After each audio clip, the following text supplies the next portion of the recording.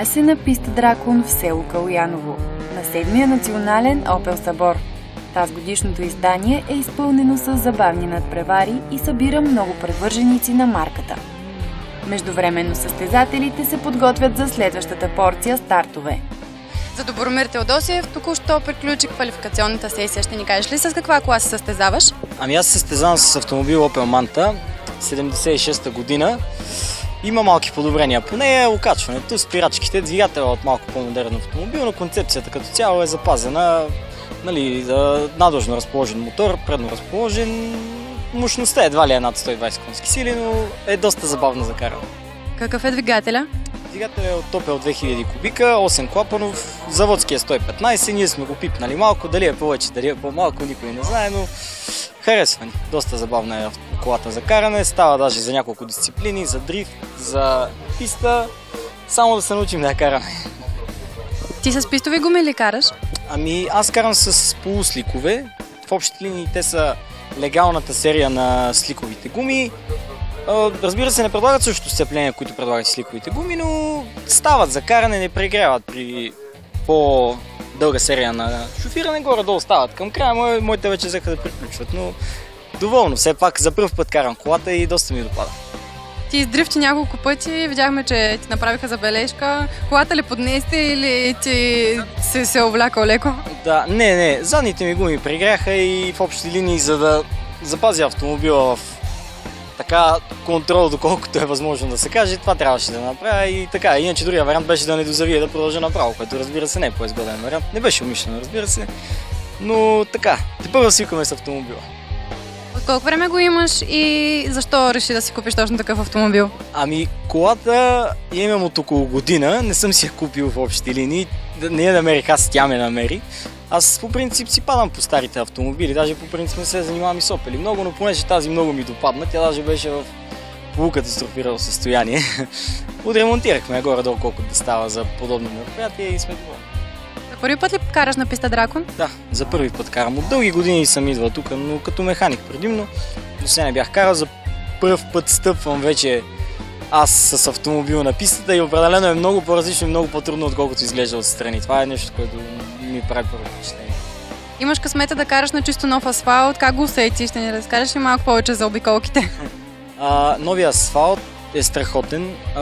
Минимална е разликата между новия и стария в някои участъци, разбира се, но това е защото гумите са полусликове, т.е. на серийни гуми, навероятно доста по-добре ще се усети разликата между износения и не толкова износения асфалт, защото полусликовите гуми предлагат по-добро сцепление и те помагат да компенсират за лошия асфалт, грешките на водача и така нататък.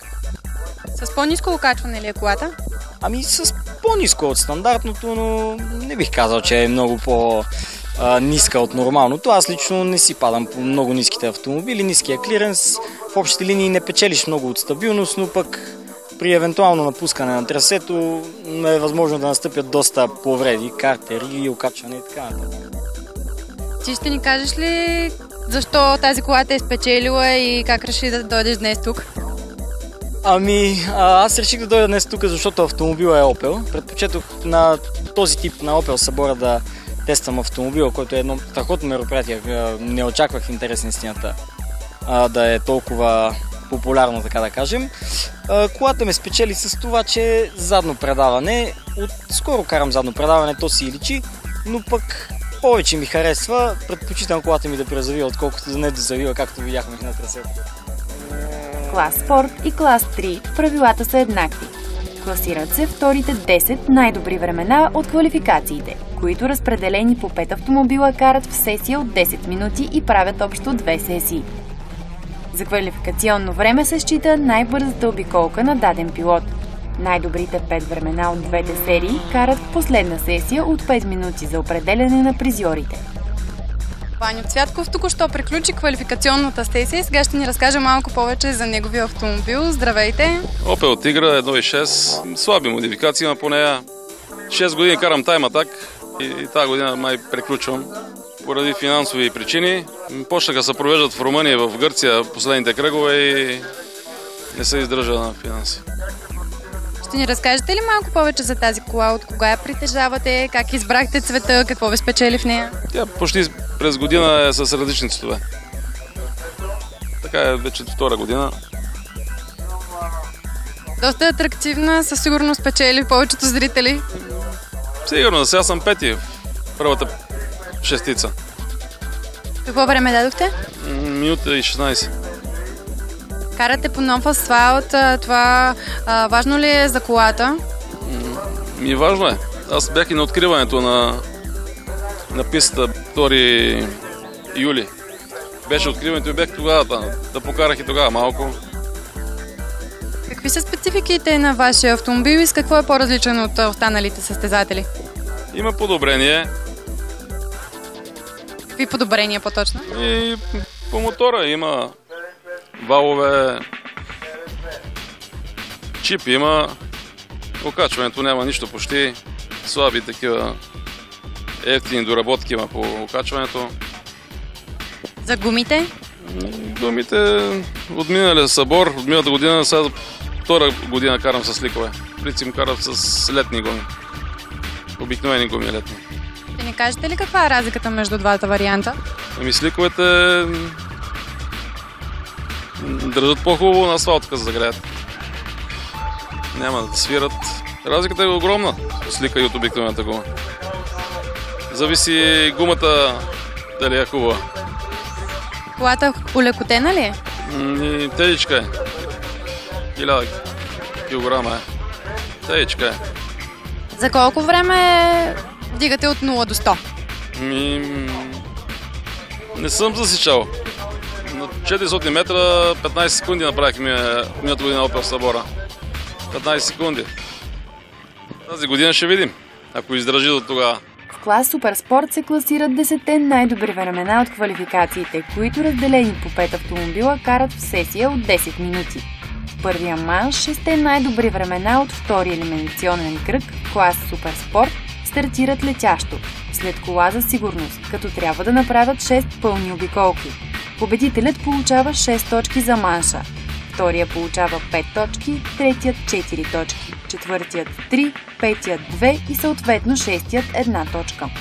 В рамките на 3 секунди са се разположили Владислав Михайлов с най-добро време 1:13, а Станислав Стойнов с 6-тото си място 1:16, 248. Разбрахте, всички стартират с автомобил за сигурност, 2 обиколки, след което летящ старт. Всеки един от състезателите има право да изпреварва преките конкуренти.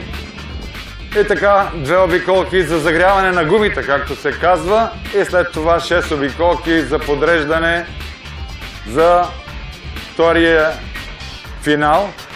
Би го казал втората серия, в която вече ще определим шампионите, т.е. шампиона и неговите подгласници. Първа обиколка, подгряваща, тайм атака. Да видим как ще процедират пилотите. Никой няма право да изпреварва, докато имаме кола за сигурност, преките си конкуренти. Но в един момент, когато се скрие колата за сигурност, се дава пълна газ и вече според класирането по обиколки ще се определи в обратен ред старта за суперфинала. Имаме възможност да наблюдаваме първата обиколка. Така. Вървим първа обиколка.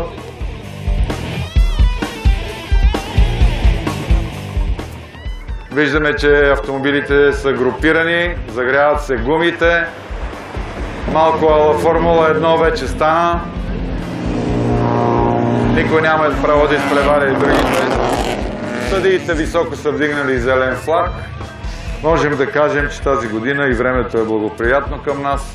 За сметка на това имаме ново трасе, много публика и много повече участници в 7-я национален събор на Opel. След двете загряващи обиколки се стартира с пълна газ за подреждане преди суперфинала, където, припомням, според регламента Постигналият най-слабо време ще стартира първи и така ще се проведе суперфинала, за да има интрига. По всяка вероятност след малко ще станем свидетели на истинска битка. Тук на трета позиция е Ваньо Цвятков или така наречения Войчо Ваньо, който миналата година стана шампион. Тази година той има амбициите да защити титлата си в пряка конкуренция с Владислав Михайлов и Васил Тодоров. Умишлено виждаме как автомобилите са събрани от колата за сигурност. Сейфти кара умишлено ги събира, за да може да няма преднина за даден автомобил, а в същото време Войчо Ваньо, както казах, изчаква от втора позиция. Той не е плътно до преките конкуренти. Ето, вече стартираме на пълна газ. Наблюдаваме най-интересното в първия финал, дами и господа, да насочим усилията си към майсторското управление. Води Владислав Михайлов, следван от Васил Тодоров и Ваньо Цвятков. Тиграта вече е застигната от състезател с номер 323 Владимир Николов. Дали напред ще продължи Владислав Михайлов и Васил Тодоров, ще разберем кой от двамата има по-силен автомобил, кой е с по-здрава психика и по-здрави нерви. В момента от втора позиция Васил Тодоров атакува с своята Астра Владислав Михайлов с червения автомобил. Тук вече в първия завой виждаме дистанцията е съвсем малка, 2-3 метра между първия и втория. Според това, което показаха на предварителните квалификации, времето на Владислав Михайлов е 1.13.236, а на Васил Тодоров 1.13.666. Васил Тодоров, който е предишен шампион в съборите на Опел, вече диша в ауспуха на Владислав Михайлов. Разбира се, ние продължаваме да гледаме с интерес навлизането във втората обиколка. До този момент силите са изравнени, но явно между тях двамата и Войчо Ваньо ще бъде битката за третата позиция преди решителния финален кръг, така че имаме време да се насладим на битката за определене на първото място. Ние продължаваме да наблюдаваме изравнени сили в челото, както и в битката за третото място. Видяхте опит да бъде атакуван автомобилът на Ваньо Цвятков. Този път тиграта успя в завоя да се оскубне. А ние насочваме вниманието ви към битката за третото място. Три автомобила се борят за място. Състезателите един друг се пазят завоите, което е добре. И продължава битката между Влади Михайлов и Васко Тодоров. До този момент синия автомобил на Васил Тодоров от Кюстендил изостава, но това е видно само на няколко метра. Навлязахме в третата обиколка. Три ни остават след завършването на третата. Но да видим какво се случва на правата. Още веднъж виждате колко са изравнени силите. Не веднъж Васко Тодоров от Кюстендил е побеждавал и в тайм атака. Тук видяхме битката за третото място. Едно сериозно изпреварване, но така не, че успехът беше на страната на Опел Тигра и до този момент Ваньо Цвятков не изпуска третата позиция. А на първото място са се захапали Михайлов и Тодоров. Навлизаме в четвъртата обиколка. Невероятни емоции, невероятна физическа подготовка трябва да демонстрират пилотите. А разбира се, психика и нерви не трябва да им липсват. Автомобилният спорт е свързан с много средства и отделно с много усилия и тренировки от страна на пилотите и на техните екипи. Навсякъде по трасето маршалите показват зелено знаме, което означава, че условията за битката са напълно нормални. Продължава битката между Васил Тодоров, който все още е на втора позиция, и Влади Михайлов. Тук обаче опит за атака в този завой по новото трасе на писта Дракон. на Васко Тодоров. Много са изравнени силите, но това само доказва кой автомобил е по-мощен или кой пилот успява да намери идеалната крива в завоите. И имам удоволствието да наблюдавам истинска битка, разбира се, между първите двама, а тук някъде нещата се решават в окончателна полза за третото място на Ваньо Святков. Той все пак успява да държи третата позиция. Откъсване за момент на Владислав Михайлов, но в завоите Васил Тодоров се опитва да го атакува.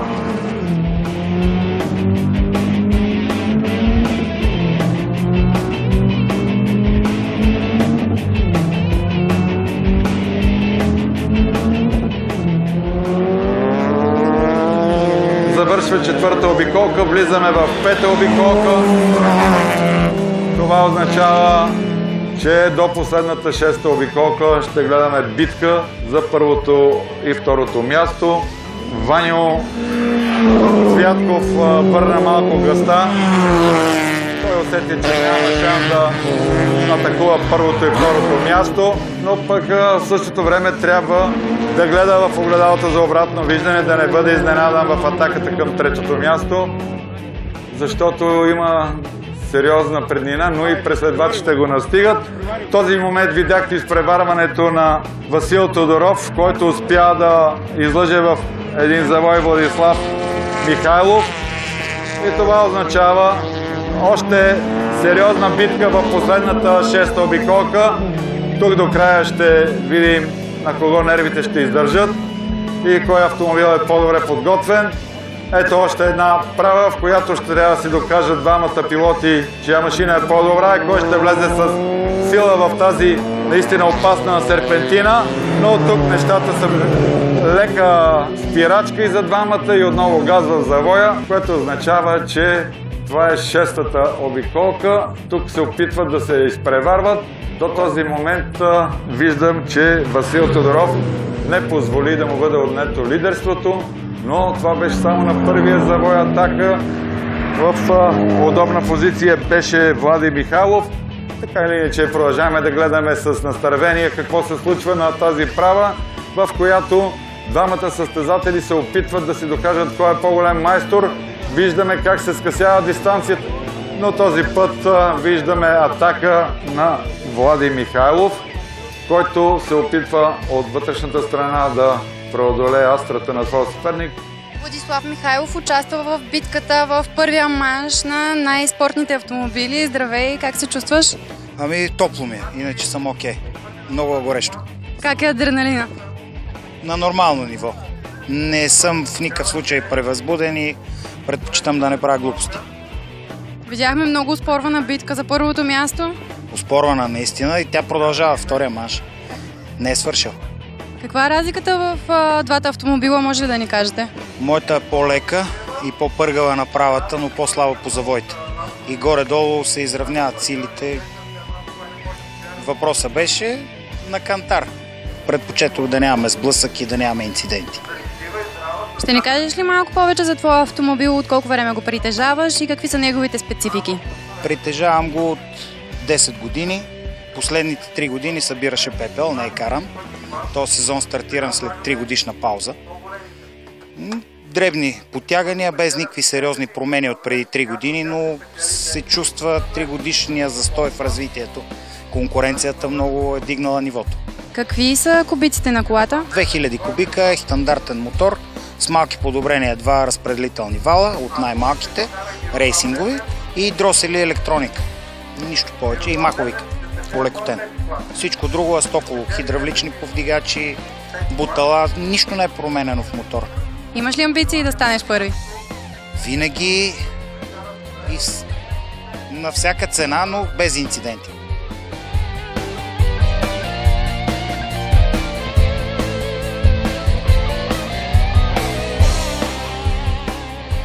Васил Тодоров е участник в Суперспорт автомобили. Здравей, ще ни разкажеш ли малко повече за надпреварата?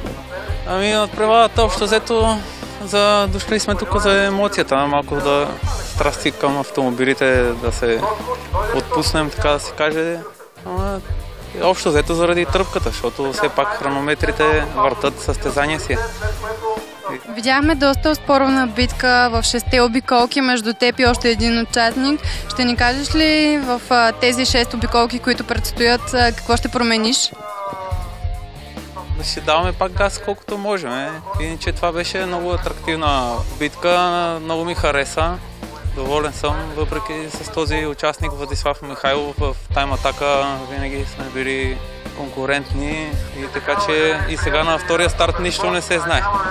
Ще ни разкажеш ли малко за твоята кола? От кога я притежаваш и с какво е по-различна от останалите? От 5 години се развива този автомобил. Не бих казал, че е нещо по-различно от останалите автомобили. Няма много рейсингови части. Има доста подобрения, особено в ходовата част, иначе като двигател не е нещо мощно. Максимум да е 170 конски сили. А какви са подобренията й? Развито е завиването на автомобила, наклони, камбари на гуми и спирачки. И другото е за сигурност, което е ролбари и така нататък. Имаш ли амбиции да променяш още нещо по тази кола?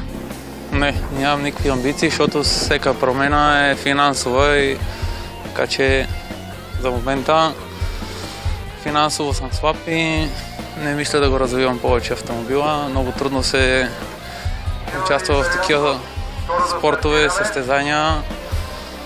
Единствено е така с любов за спорта, за професионално ниво много трудно. Въпреки че другата седмица стартирам. Във втория манш състезателите стартират в решетка, както и в първия манш, но в обратен на класирането от първия манш ред. Първият стартира от 6-та позиция, вторият от 5-та и така нататък. Победител е състезателят с най-голям брой точки, като ако двама състезатели са с равен брой, предимство се дава на състезателя с постигнато по-предно класиране в някой от двата манша. Ако точките и класиранията са равни, се дава предимство на по-доброто класиране във втори манш. Награждават се, разбира се, първите 3 места в класа. И така, дами и господа, 2 обиколки с автомобил за сигурност, след което отново 6 обиколки и по реда на финиширането ще бъдат определени призьорите, шампиона и неговите подгласници. В момента наблюдаваме първата обиколка с автомобил за сигурност. Автомобилите дали най-слаби времена сега са в челни позиции на суперфинала.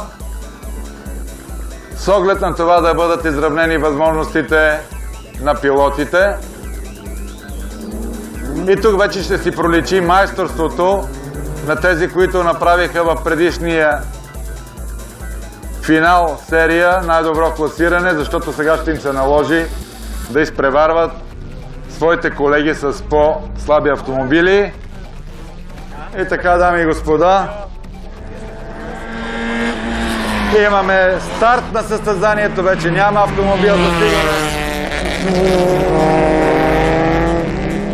Видяхте първо изпреварване, направи вече в правата Владислав Михайлов, който премина едно място по-напред, преодолявайки съпротивата на тиграта на Ваньо Святков.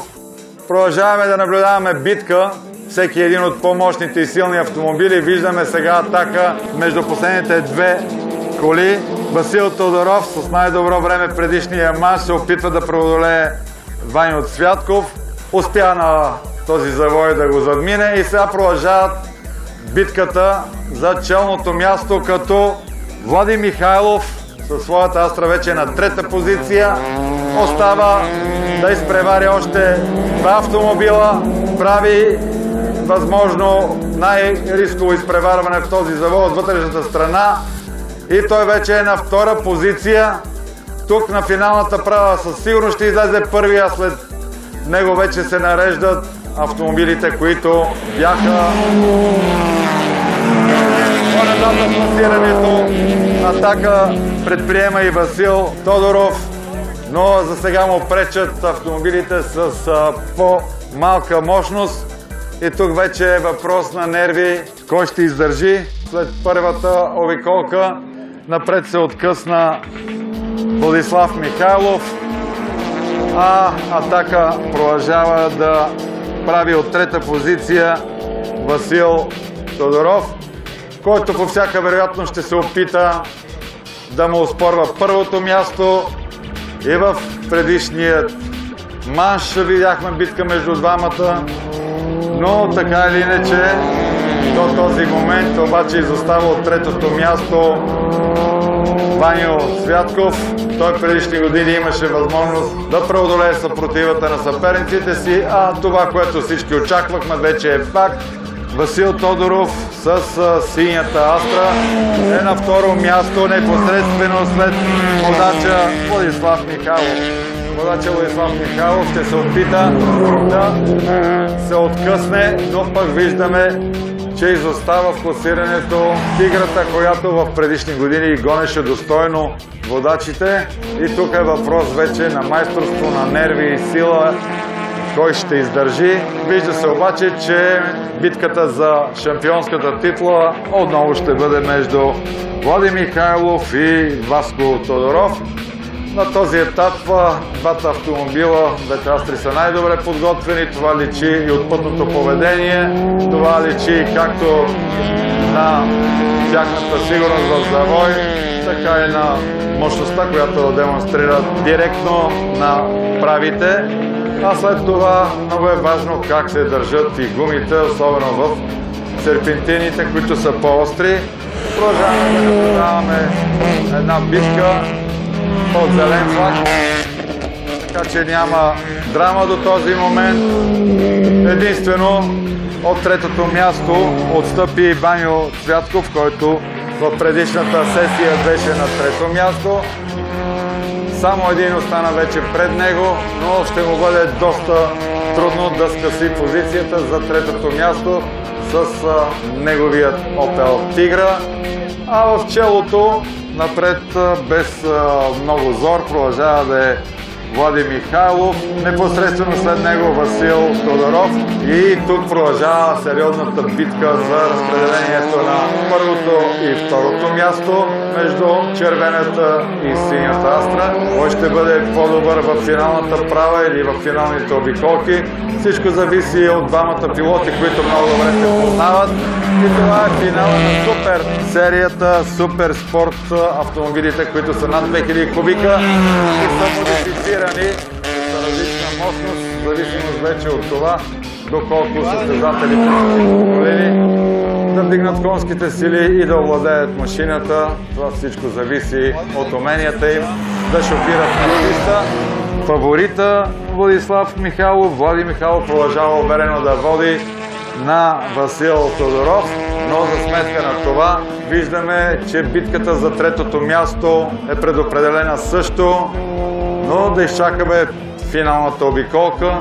Все пак има някакви шансове пред Васко Тодоров от Кюстендил, който ще се опита в оставащите обиколки и метри да скъси дистанцията с временния водач Влади Михайлов, който от своя страна съвсем спокойно преминава пред официалната трибуна пълна газ, което не позволява да бъде застигнат от неговия пряк съперник. А виждаме пред главната трибуна току-що мина и автомобилът на Ваньо Цвятков, неговата розова Тигра, така и не се умява да застигне автомобилът пред него, който е на трета позиция.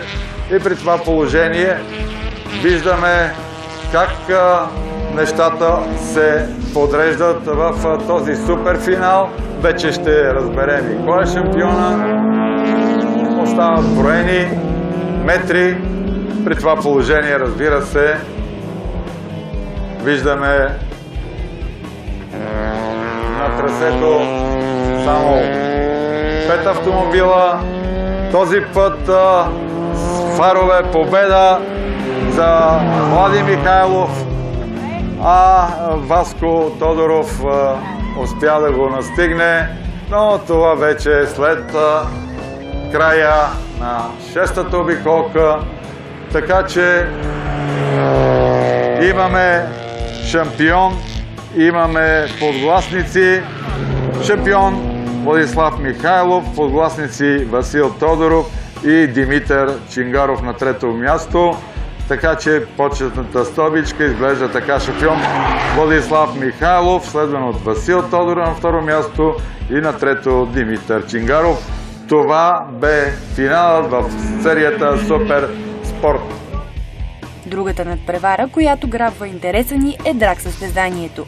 За този вид надпревари е нужна сериозна концентрация.